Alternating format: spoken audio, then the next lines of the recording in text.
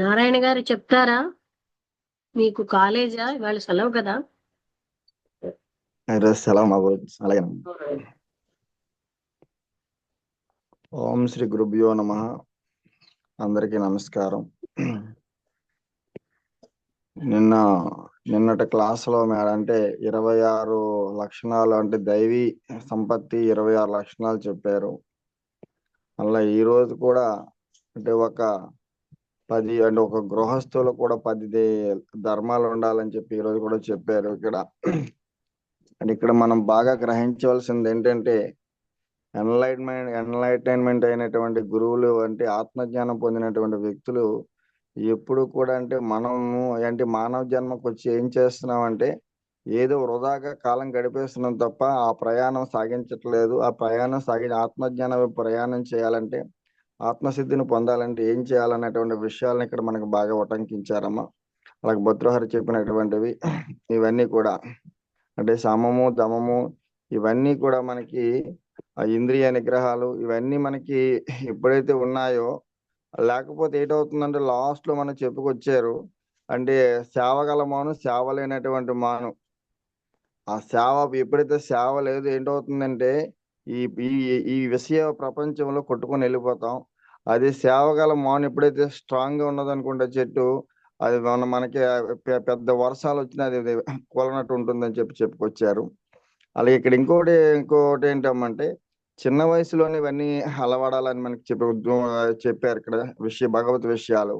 ఎందుకంటే ధ్రువుడు ప్రహ్లాదుడు అలాగే ఇక్కడ మనకి నచికేతుడు మన కఠోపనిషత్తులో నచికేతుడు. ఎందుకంటే ధ్రువుడు ప్రహ్లాదుడు ఒక రకమైనటువంటి వాళ్ళైతే సాక్షాత్ కఠోపనిషత్తులో మనకి నచికేతుడు యమధర్మరాజుతోనే వాగ్వివాదం చేసి మరణించినటువంటి తర్వాత ఆత్మ ఇటువైపు ప్రయాణం చేస్తుంది, ఆత్మ అక్కడికి వెళ్తుంది, అన్ని విషయాలు అడుగుతాడు అనమాట. ఈయన మభ్యపెట్టడానికి అనేక రకమైన నీకు ఇన్ని సంవత్సరాలు ఇది వైభోగాలు ఎన్ని వరాలు ఇచ్చినా అవేవి నాకు అవసరం లేదు అని చెప్పి మరణించినటువంటి తర్వాత ఈ జీవుడు ఎక్కడికి ప్రయాణం చేస్తున్నాడు ఆత్మ గురించి ఆయన చెప్పమంటాడు అనమాట.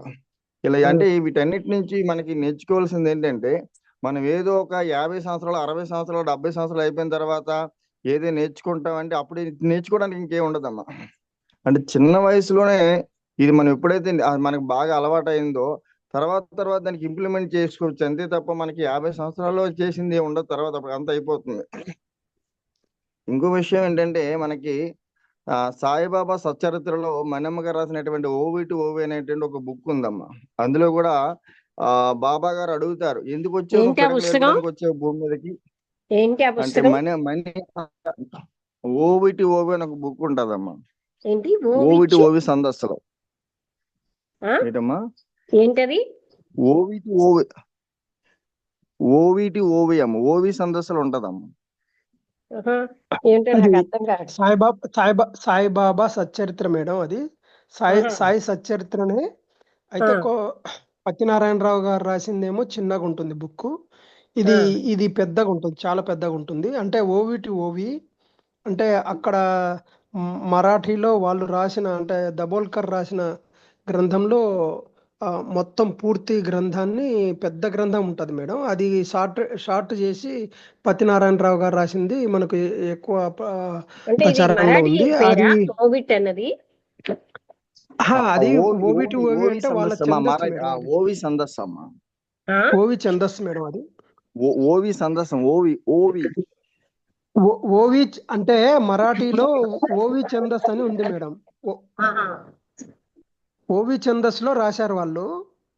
పద్య రూపంలోనే రాశారు దబోల్కర్ గారు. దాన్ని వచనంలో ఓవి టు ఓవి అంటే ప్రతి పద్యాన్ని వాళ్ళు అనువదించాము అని చెప్పేసి అట్లా ఓవి టు ఓవి అంటారు. అంటే ప్రతి దేన్ని వదలకుండా వాళ్ళు అనువాదం చేశారు.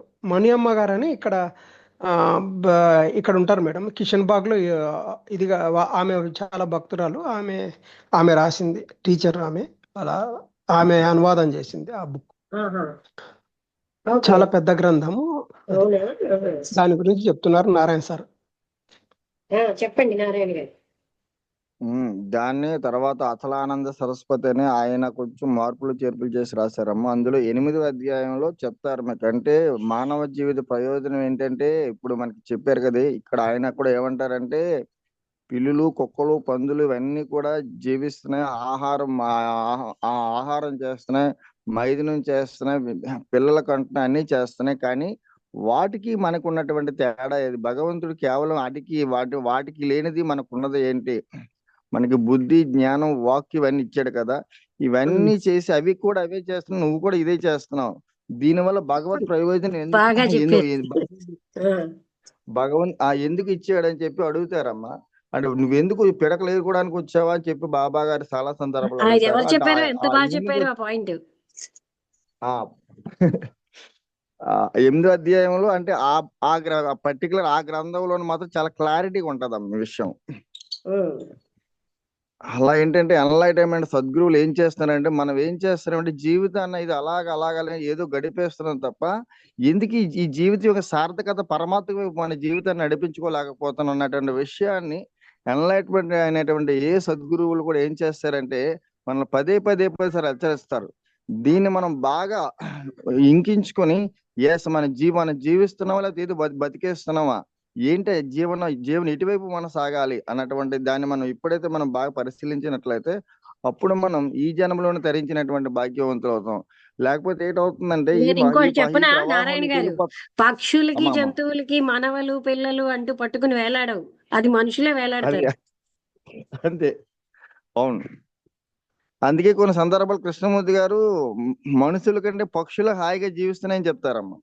ఇంకోటి చెప్పనా, అలా అవును. వేలాడుతూ ప్రేమ అనే ఒక అందమైన పదం పెడతారు.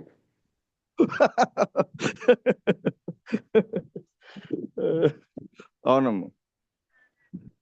ఇప్పుడు పిల్లి ఉంది, అవును, పిల్లకి దానంతట అది నడవడం అది వచ్చేసిన తర్వాత వదిలేస్తూ ఉంది అది. వదిలేస్తున్నాం. అవును, అంతేనమ్మా. అందుకని పక్షులను, జంతువులకి మాట్లాడడం వస్తే మమ్మల్ని మనుషులతో పోలుస్తారా అని దెబ్బలాడతాయి మన్ని.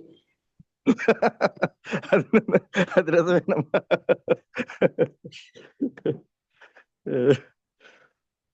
చెప్పండి.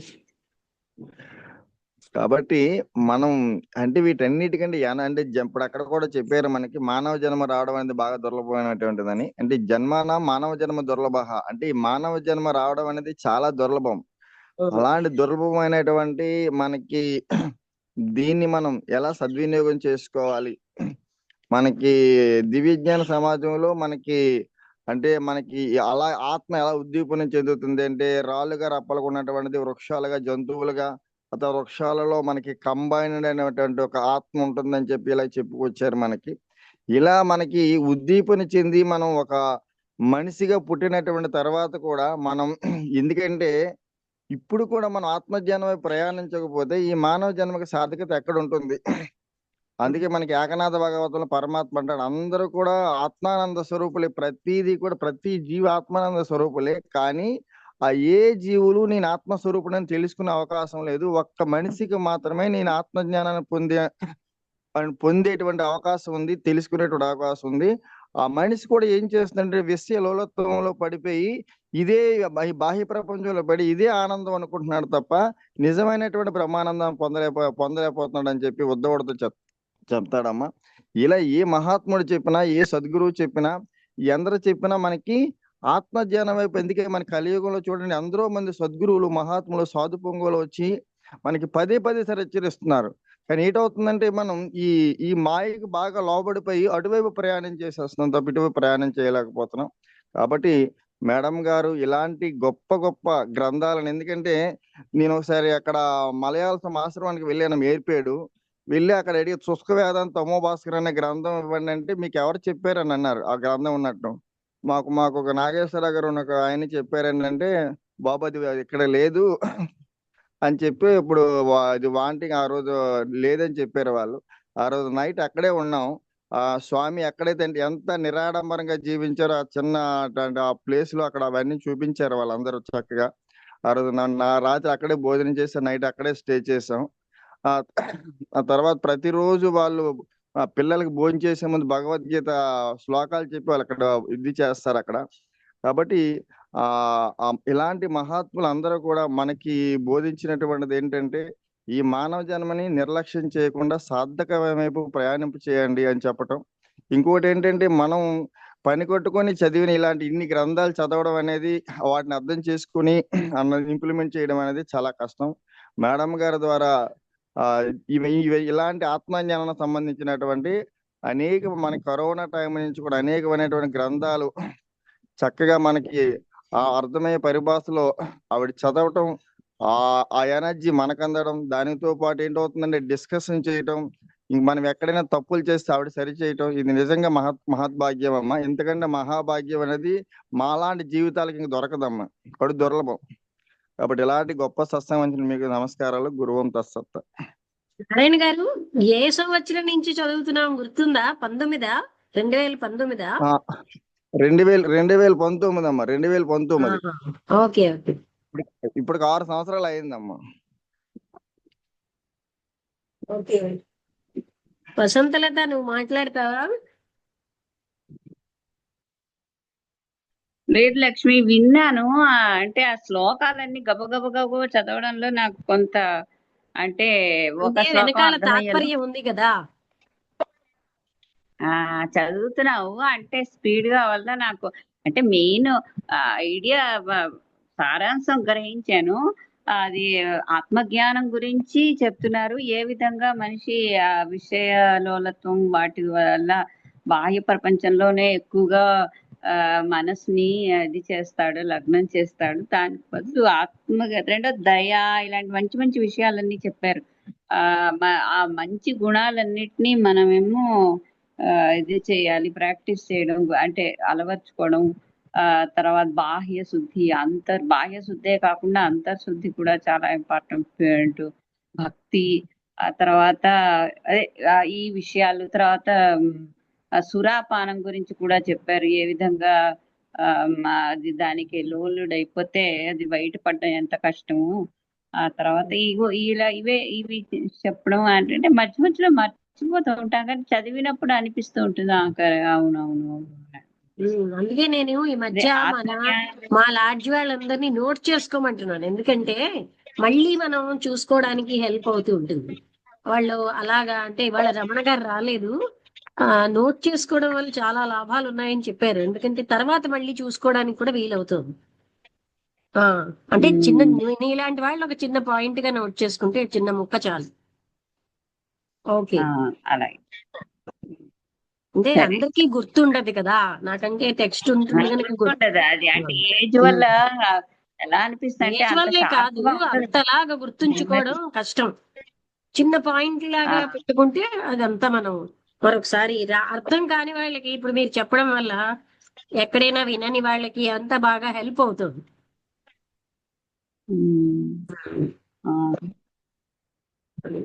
అవును, అలాగే రేపు 2-3 పాయింట్లు ఇలాగ నేను జ్ఞాపకం రాసుకుంటాను. ఎవరికైనా అది కష్టమే, అన్ని మొత్తం మీద గుర్తు పెట్టుకోవడం. చాలా సార్లు చదివితే గానీ అలా గుర్తు ఉండదు. రెండోది ఏంటంటే అన్నిటి తాలూకు సారాంశం ఒకలాగే ఉంటుంది కాబట్టి దాన్ని వేరు చేయడం కూడా కష్టంగా ఉంటుంది. అంటే సూక్ష్మతరమైన తేడాలు ఉన్నాయి కానీ మనం మర్చిపోతాం. వేరు చేయడం కష్టంగా ఉంటుంది. అవును. రాంబుద్ధుడు గారు, మీరు మాట్లాడతారా? నమస్తే మేడం, అందరికీ నమస్కారం. నమస్తే. అదే మేడం, అంటే ఎన్నో సద్గ్రంథాలు అంటే చదివి అర్థం చేసుకోలేని ఎన్నో సద్గ్రంథాలు మీ ద్వారా వినడము, అలాగే అంటే వివరణాత్మకంగా మీరు చెప్తే దాన్ని తెలుసుకోవడము, మళ్ళీ వాటిలో ఉండే డౌట్స్ వ్యక్తపరచడము, మళ్ళీ దానికి సమాధానం మీ ద్వారా రావడము, ఇలా దీని వలన ఆత్మవిద్య యొక్క అంటే దాన్ని తెలుసుకోవడం అనేది సులభతరం అవుతున్నది. అంటే మాకై మేము గ్రంథాలు చదివి దాన్ని అర్థం చేసుకోవడం, అంటే దానిలో ఉన్న అతి సూక్ష్మ విషయాలను గ్రహించడం చాలా కష్టమైన విషయం. అంటే గ్రంథం చదివి దాన్ని మేము అర్థం చేసుకుంటే అది ఒక రకమైన అర్థం ఉంటుంది. కానీ మీలాంటి సద్గురువుల ద్వారా దాని వివరణ వింటే ఇంకా చాలా హత్తుకున్నట్టు ఉంటుంది. అలాగా అన్ని సద్గ్రంథాలను మనం అధ్యయనం చేయడం, అందులో ఇప్పుడు ఈ శుష్క వేదాంత తమోభాస్కరం ఇలాంటి గ్రంథాలు కొంచెం గ్రాంధికంలో ఉన్నాయి. ఆ కాలంలో రాసిన మలయాళ వీటిలో కొంత అర్థం చేసుకోవడము, ఈ వర్డ్స్ కానీ ఇవన్నీ కొంచెం క్లిష్టమైన పరిస్థితే. కానీ మీ ద్వారా ఈ వివరణ తెలుసుకోవడం వలన అతి సులభంగా మనం ఇది చేయడానికి అవకాశం ఉంది. నేను అలాంటి ఒకప్పుడు కొంచెం గ్రంథాలు గ్రాంధిక భాషను మామూలు భాషలో చదివేస్తున్నాను, ఎందుకంటే అవును మేడం. వినేవాళ్ళు కొంచెం అలర్ట్ గా వింటారని. అవును మేడం, అవును మేడం. అది గ్రాంధికంలో కొన్ని వర్డ్స్ ఈ కాలంలో ఉండవు మేడం. ఆ వర్డ్స్ కొంచెం అర్థం కాదు. కానీ మనం మొదట ఒక పుస్తకం చదివామండి, ఇంతకంటే అది అలా ఉంది. ఇది కొంచెం ఇంకా తేలిగ్గా ఉంది. అవును మేడం, ఒకటి మధ్యలో వదిలేసాం మేడం. అప్పుడు కదా ఒక ఆ పుస్తకం పుస్తకాన్ని. చాలా గ్రాంధికంగా ఉందని, రెండోది అప్పటికి మనం ఆత్మజ్ఞాన పుస్తకాలు చదివి పరిపక్వమైన స్థితిలో ఉన్నామని ఇది చాలా చదవాలి. అవును మేడం, అవును మేడం. చాలా గ్రంథాలు కొంచెం క్రిటికల్ గా ఉంటాయి పాత కాలంలో రాసినట్టు. కానీ దాన్ని లోతుగా ఆ విశ్లేషణ చేసి చెప్పగలిగే వాళ్ళు ఉంటే అద్భుతమైన అర్థాలు ఉంటాయి. ఇప్పుడు మలయాళ ఈ గ్రంథాన్ని తీసుకుంటే మలయాళ స్వాముల వారు వివరించే విధానం మామూలుగా లేదు మేడం. అంటే అదే ఉపమానాలు చాలా చెప్పి బాగా. తర్వాత ఆయన కూడా ఒక అంటే రివల్యూషనరీ అండి. అంటే నేను అనుకోవడం, ఆ సత్యానుభూతి వచ్చిన వాళ్ళందరూ రివల్యూషనరీగానే ఉంటారు. ఎంత గట్టిగా అవును మేడం, ఎంత అవును అలా మేడం. చెప్తారంటే మనని కదిలించేసేటట్టు చెప్తున్నారు. గీతా మకరందం అనేది ఆంధ్రదేశంలో చాలా రెవల్యూషన్ తీసుకొచ్చింది మేడం. ఈ గ్రంథం మలయాళ స్వాముల వారిది. దాన్ని మళ్ళీ గీతా మకరందం విద్యాప్రకాశం విద్యాప్రకాశ్ ఆనందగిరి. అంటే మలయాళ స్వాముల వాళ్ళే రాశారు మేడం ఫస్ట్. అయితే దాన్ని మళ్ళీ కొంచెం సులభతరం చేసింది విద్యాప్రకాశానందగిరి స్వామి వారు. అవునా? అలాగా ఆహా. అవును మేడం. అంటే నేను మలయాళ స్వాముల వారిదే చదివాను మేడం. అంటే మా తాతగారి దగ్గర ఉండేది అది. అట్లా అంటే చూశాను నేను అప్పుడు. మళ్ళీ దాన్ని రివైజ్ చేసినప్పుడు అంటే గీతా విద్యాప్రకాశానందగిరి స్వామి. మకరందాన్ని మొదటి మలయాళ స్వామి గారు రాసిన దాన్ని ఆయన ట్రాన్స్లేట్ చేశారా? రీరైట్ అవును చేశారు. మేడం, ఆహా. అవును మేడం. Rewrite sir. ఓకే. అదే అది రీరైట్ చేశారనే నాకు జ్ఞాపకం ఉంది మేడం. అంటే అది ఎప్పుడో ఆ, ఈ ఏర్పేడు వ్యాసాశ్రం బుక్స్ చాలా ఫేమస్ మేడం ఆ కాలంకి. అంటే ఒక 50-60 ఏళ్ల క్రితానికే అప్పటికే ఫేమస్ అవి. ఆ బుక్స్ తెప్పించేవారు మా తాతగారు, ఇంట్లో ఉండేవి అవన్నీ. అట్లా చూశాను మేడం ఆ కాలంలో. అలాగా అది దాన్ని మళ్ళీ విద్యాప్రకాశం దగ్గర స్వామి వారు చాలా విస్తృతం చేశారు అది. అది అంటే అది భగవద్గీతకు భాష్యం మామూలుగా చెప్పలేదు మేడం. అవి చాలా మామూలుగా అదే సులభతరంగా. చాలా బాగుంటుంది. నేను అది కొన్నానండి ఆ, ఫస్ట్ లో. అంటే ఇప్పుడు కాదు, జీతం వచ్చిన కొత్తలో ఉద్యోగంలో చేరే కదే కొన్నాను.